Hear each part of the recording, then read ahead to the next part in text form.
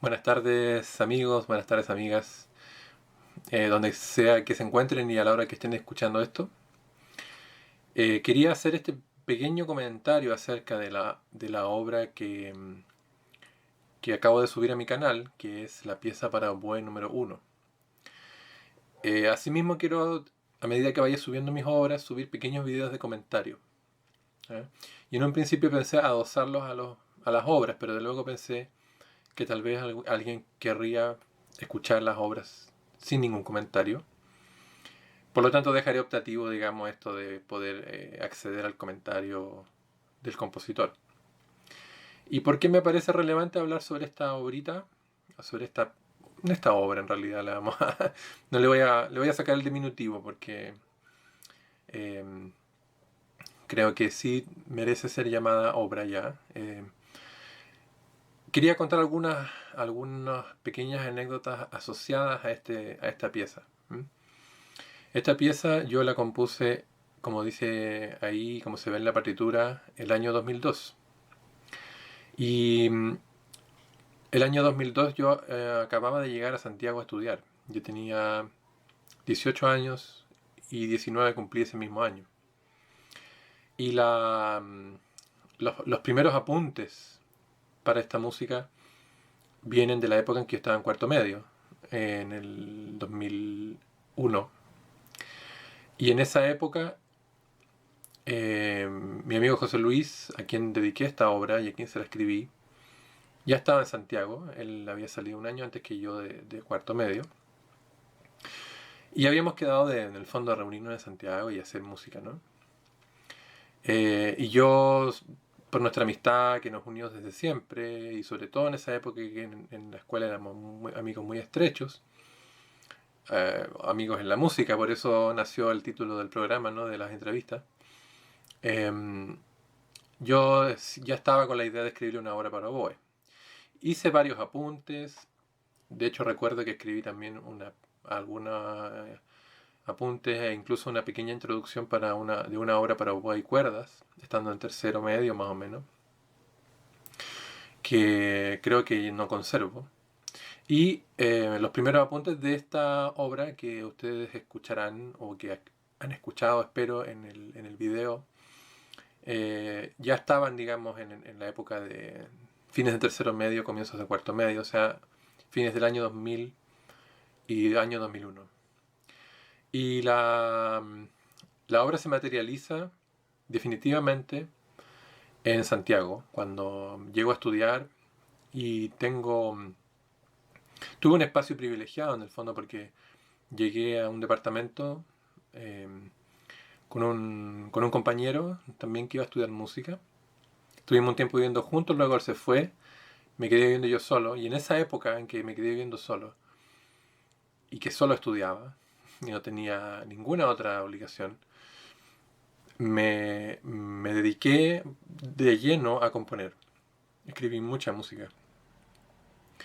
Y cuando terminé esta partitura, que como ustedes pueden ver está en manuscrito, nunca la pasé a computador porque usé una notación para esta música que estaba basada en la obra que es como, digámoslo así, la enciclopedia del oboe contemporáneo, o por lo menos lo era para mí en ese momento, que es la secuencia de Berio, de Luciano Berio, la secuencia 7 si no me equivoco, para oboe solo, dedicada a Heinz Holliger. Esa obra es como la piedra de tope del repertorio del oboe contemporáneo, de alguna manera. Y yo seguí un poco libremente, ¿no? La anotación de Berio en esa obra. Por lo tanto, es una obra que no tiene una notación tradicional. El uso de la notación rítmica que hace no es el tradicional tampoco, es más bien libre. Está especificado en la partitura, de hecho. Y de alguna manera siento que esta obra fue el primer momento en que se materializó en mí una estructura musical completa. Porque todo lo que escribí antes fueron retazos, fueron apuntes, fueron inicios de obra. Pero Pero con esta obra, pese a que aún viéndola hoy todavía le encuentro errores de juventud, en esta obra sí aparece, digamos, ya una música que yo puedo llamar coherente y propia. Por lo tanto, le puse extraoficialmente el número de Opus 1, porque es la primera obra que yo doy a conocer, que di a conocer en su momento también. De hecho,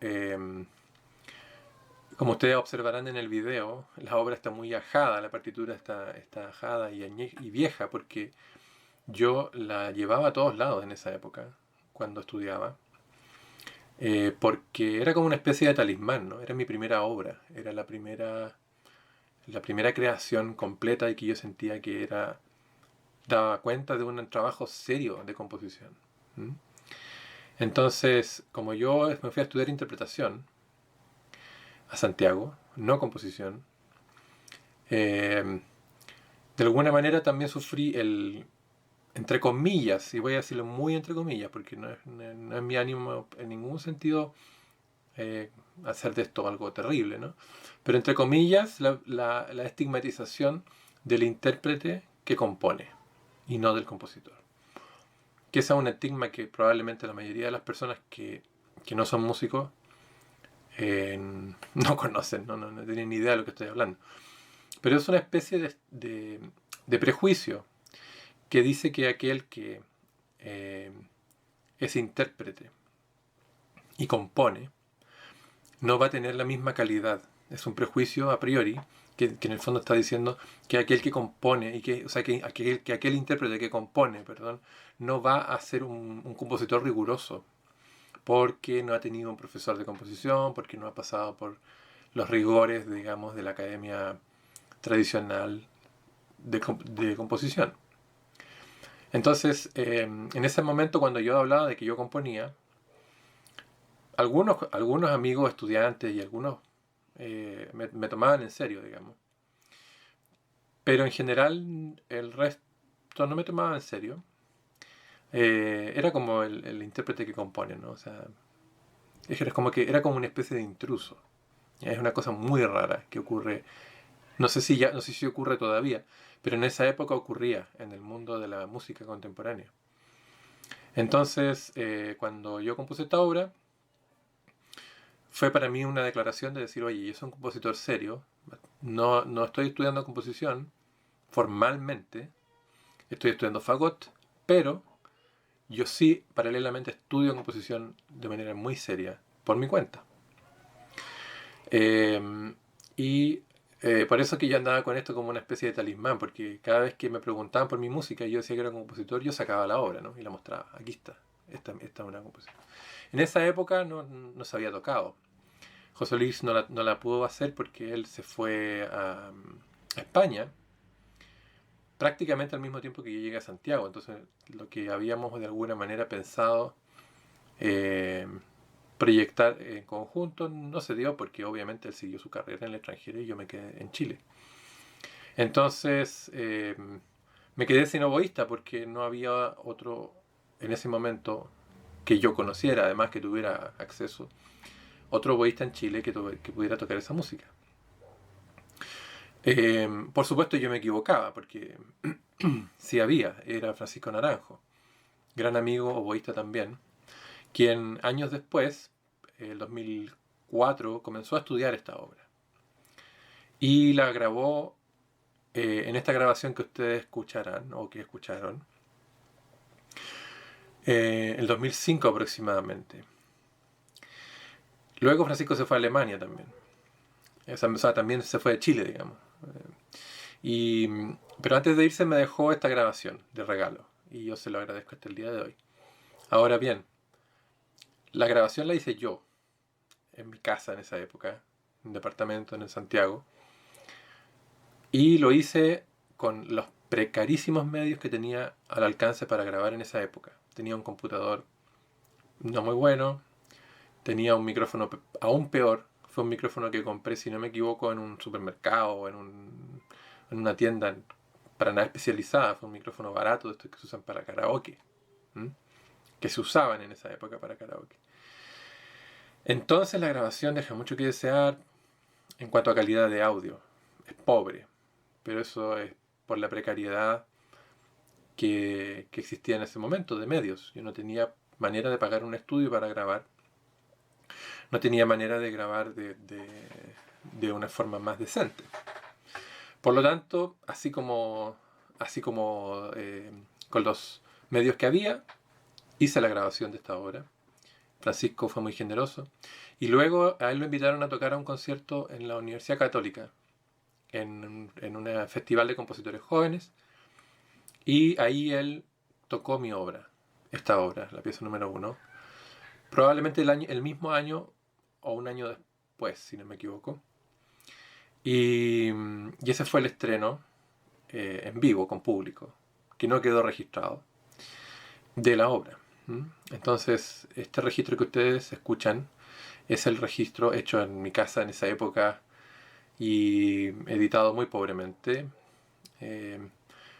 Pero pese a eso, yo siento que esa precariedad le añade un cierto encanto a la grabación. Es como un poco arqueológica, ¿no? Así que, perdón. Así que eso es más que nada lo que quería contar acerca de esta obra. Creo que no se me queda nada en el tintero. Y ahora ve la luz públicamente, lo cual me deja muy contento. Como decía en el ensayo anterior que publiqué, para mí la música se trata de un compartir. Entonces, esta música me permitió hacer amistades. Hice grandes amistades gracias a esta obrita, que fue la de José Luis y la de Francisco sobre todo. Así que es una obra que honra la amistad. Y en ese sentido también quiero que se la entienda y se la recuerde y se la valore. Y apenas por cuanto a aspectos técnicos, no creo que no hay mucho que comentar más de lo que ya hice. Una cosa que recuerdo es que a muchos les llamaba la atención que la primera obra fuera un solo, la primera obra mía, porque eso tiende a ser algo que va contra las reglas en la academia. Los solos suelen ir más adelante en la educación compositiva, porque se considera que para escribir un solo uno ya tiene que tener un dominio técnico importante de la composición misma. Entonces se suele partir con obras de cámara, tríos, cuartetos, y los solos se dejan para mitad de camino. Se consideran obras más importantes o más que deben de lograrse más. Y curiosamente, en mi caso, como yo no fui un compositor académico en el sentido de haber estudiado en la universidad y haber tenido acceso a que otros compañeros tocaran mis obras, como yo sí toqué obras de muchos compositores jóvenes en ensamble y solo. Me dediqué a hacer música para el que quería tocarla nomás. Y generalmente eran iniciativas de amigos. Por eso mis primeras obras son todas solos. Y de hecho sigo teniendo una relación especial con la monodia, o sea, con la música para instrumentos solos. De modo que no quiero extenderme más, creo que ya es suficiente tiempo. Y les invito a escuchar la obra, a dejar sus opiniones, sus comentarios si lo desean. Y espero que este análisis haya sido entretenido o por lo menos informativo acerca de esa primera etapa creativa de hace 18 años atrás. Un gran abrazo a todos quienes me estén escuchando.